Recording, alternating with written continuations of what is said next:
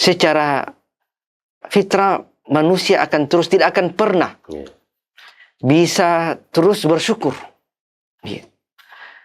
Kapan ia bisa bersyukur? Alhaakumut takatsur hatta surtumul maqabir.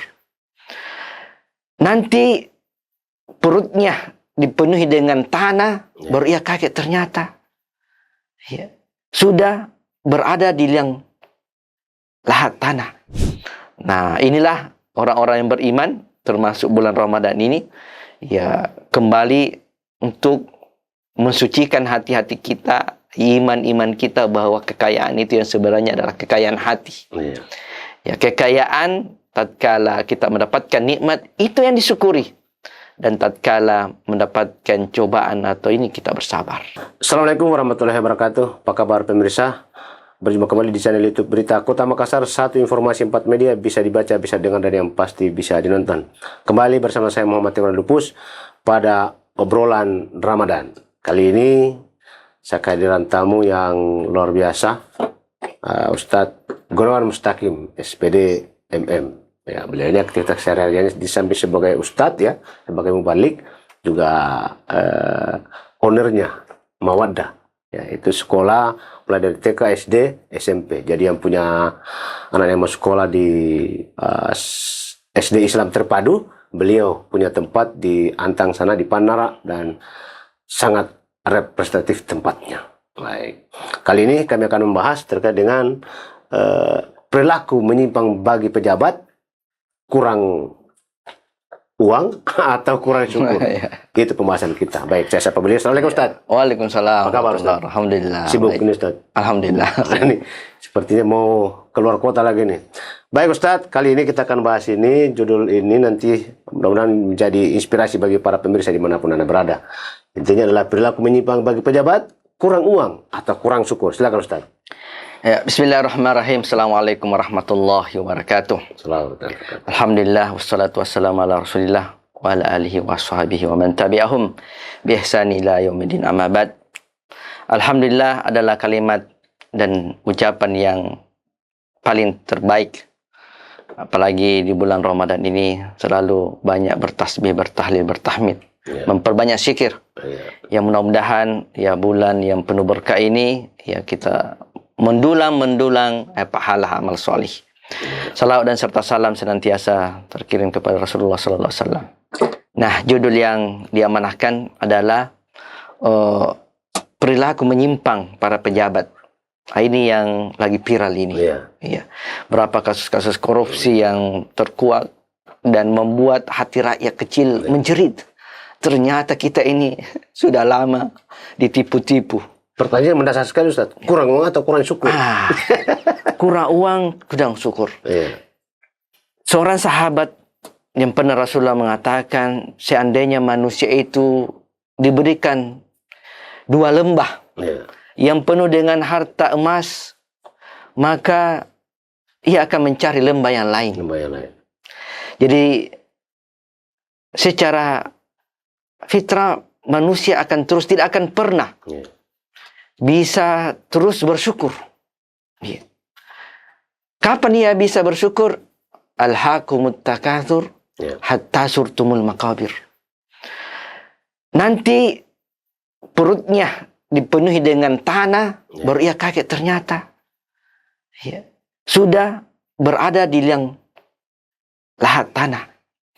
Jadi sifat manusia yang sudah dicontohkan di masa Nabi Musa, ada namanya Qarun. Mereka ditenggelamkan oleh perut bumi. Bayangkan pundi-pundi kekayaannya, begitu banyak. Nah, kita kembali kepada apa tidak bersyukur atau kurang uang. Jadi sudah terjawab bahwa manusia itu fitrahnya tidak akan pernah puas. Betul. Kapan ia puas? Nanti ia berada di dalam kubur. Ada istilah yang tren kita dengar, kalau kantong ini masih menghadap ke atas, logikanya dia akan terus meminta. Nah, dalam sebuah hadis disebutkan, laisal gina man kasratil ard. Bukan orang kaya itu yang banyak pundi-pundinya. Ini persepsi kekayaan menurut Rasulullah. Walakinnal ghina ghinan nafs. Tetapi kekayaan itu adalah rasa syukur. Rasa syukur di dalam hati. Iya. Nah, ini yang tidak terdapat pada pejabat-pejabat kita. Ya. Mungkin karena merasa di atas angin, mumpun menjabat, mumpun mendapat ini, dan hukum juga yang tidak terlalu menakutkan. Seakan-akan biasa-biasa saja, tidak ada efek jerah, sehingga ada orang beranalogi bahwa pekerjaan yang terbaik adalah korupsi. Kenapa? Korupsi 10M, hukumannya 1 tahun. Mana ada 300 triliun? 300 triliun? 6 tahun. 6 tahun. Jadi tidak ada profesi yang terbaik selain korupsi. Karena tidak ada efek jerah. Iya. Makanya ya perlu ini anggota dewan mempertimbangkan efek jerah. Apakah memiskinkan atau kembali kepada Rasulullah. Seandainya Fatimah mencuri, saya akan potong tangannya. Nah, ini yang terjadi. Ada seorang sahabiah, ya, sahabat datang meminta keringanan kepada Rasulullah Sallallahu Alaihi Wasallam karena ya terindikasi mencuri. Rasulullah marah. Kamu ini karena ia pejabat, engkau datang kepada aku minta keringanan. Maka Rasulullah mengatakan, seandainya Fatimah mencuri, saya akan potong tangannya. Ini karena hukum yang jelas oleh pemimpin. Ya, makanya perlu ya kita kembali kepada kejelasan daripada hukum yang kita di negara kita ini. Karena tidak ada efek jerah, tidak ada orang yang membuat takut. Sehingga orang kali-kali, ya saya korupsi 300 triliun, hukuman 6 tahun, ya dibagi, ya masih dapat. Nah, itu yang perlu. Jadi, tapi dari aspek keislaman, ya ternyata kekayaan itu kata Rasulullah bukan yang banyak hartanya yang kita bicarakan tadi. Tetapi mereka yang hatinya selalu qanaah, merasa cukup, ya hatinya senantiasa merasa puas dan banyak bersyukur. Yang intinya bahwa kalau ia senantiasa berada fitrahnya ini, hawa nafsunya tidak akan pernah merasa cukup. Kapan itu merasa cukup? Tatkala ia dibenangkan dalam tanah. Nah, inilah orang-orang yang beriman termasuk bulan Ramadan ini, ya kembali untuk mensucikan hati-hati kita, iman-iman kita bahwa kekayaan itu yang sebenarnya adalah kekayaan hati.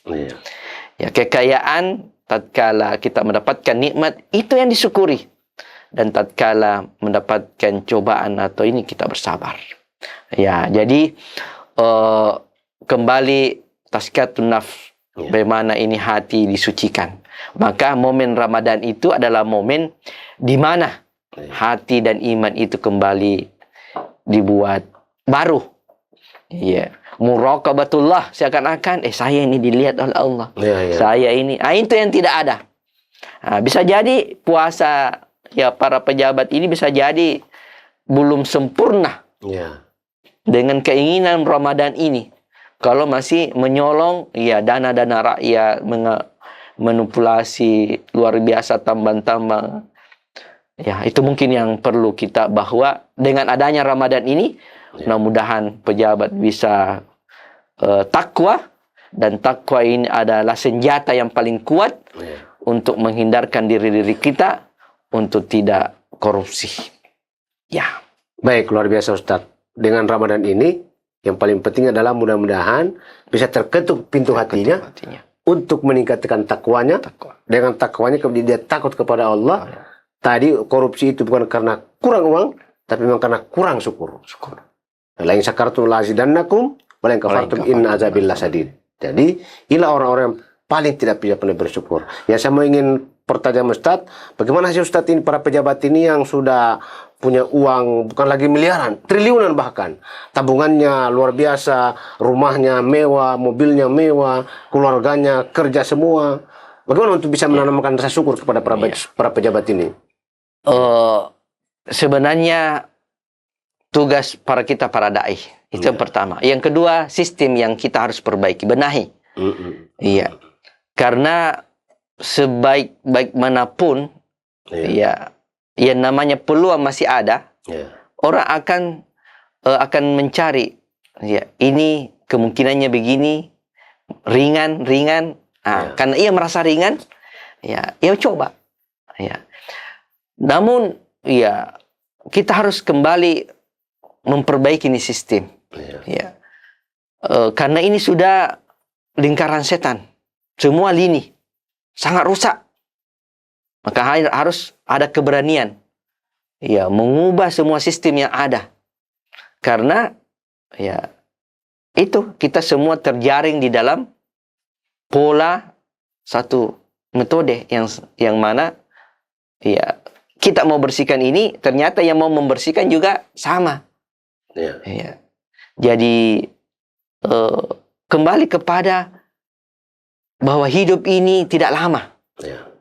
Hidup ini akan diminta pertanggungjawaban. Hidup kita ini akan diminta pertanggungjawaban. Itu yang harus kita tanamkan.